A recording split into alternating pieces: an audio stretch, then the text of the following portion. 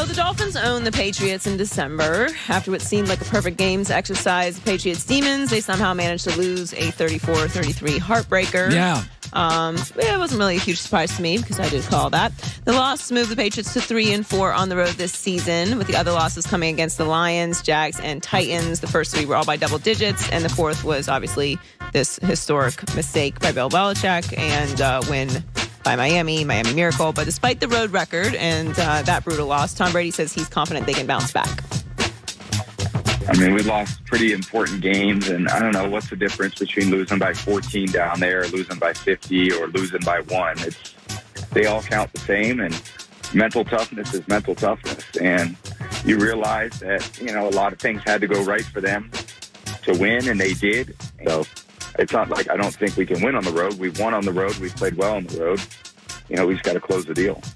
I don't think this particular game is a reflection of how the Patriots play on the road late in the season or in the playoffs, just because it's just a weird thing. They can't win in Miami in December. But it is their fourth ugly loss of the year. So they are...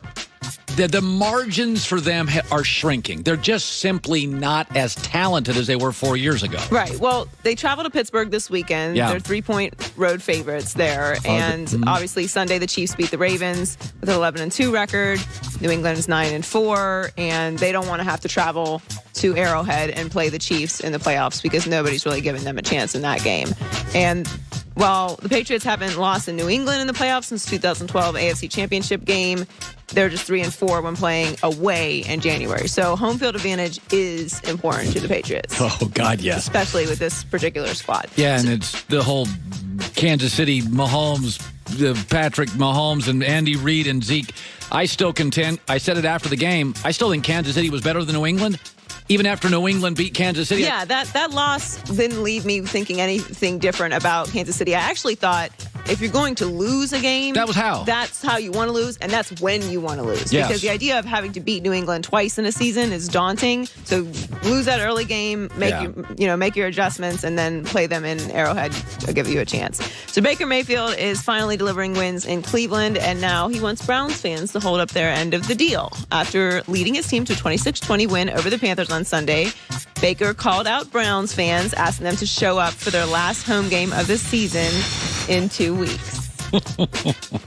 I'm prideful of playing at home, protecting our own territory.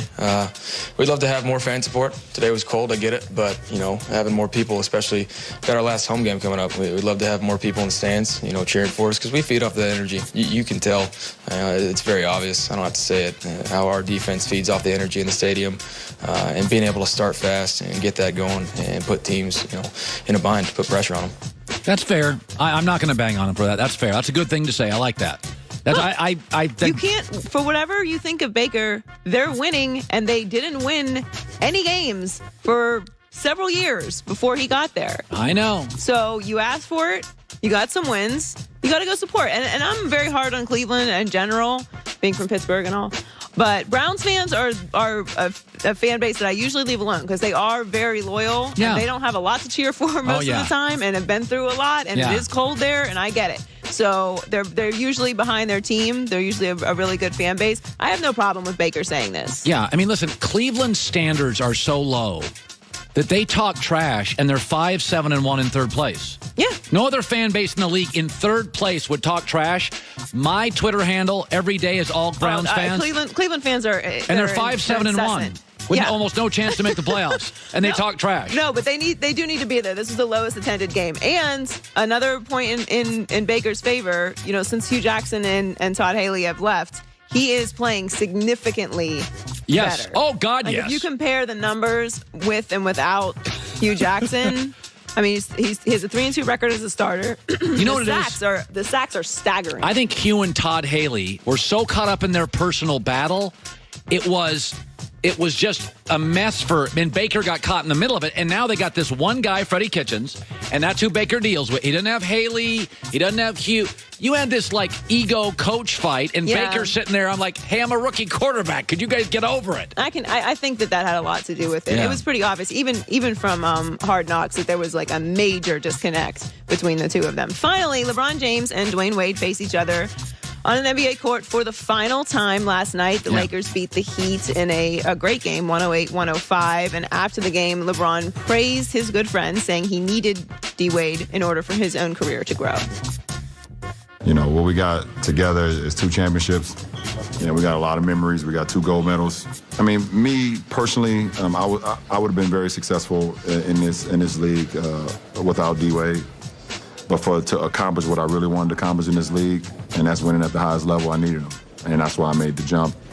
And then I appreciate more than I can express in words what he did for me when I went down to Miami. You know, their friendship is really some legendary stuff. And he is right. Like, when he came to Miami, he did not know how to win, and that was Cleveland's fault. That was Cavaliers' fault. They did not put an organization around him that, well, knew how to win. They hadn't had a championship. So coming to Miami really solidified him as the king that he was. Listen, Michael Jordan never won a title without Pippen. Shaq and Kobe may have hated each other for a while, but their legacies were largely built on that Laker dynasty when they played together. Nobody can do it on an island. In the NBA in 2018, I mean, Warriors won without KD, but they had Draymond, Steph, and Clay. You need now 3 legitimate stars to win titles in this league. Well, I mean, it's a star-driven league, but it's still a team sport. Yeah. So you need someone to balance out the mega superstar, and that's why they didn't win their first year in Miami, because it was D. Wade's team. He did have the championship. It was D. Wade's city, and there was a balance there that hadn't been reached. So they did need each other for sure. Yeah.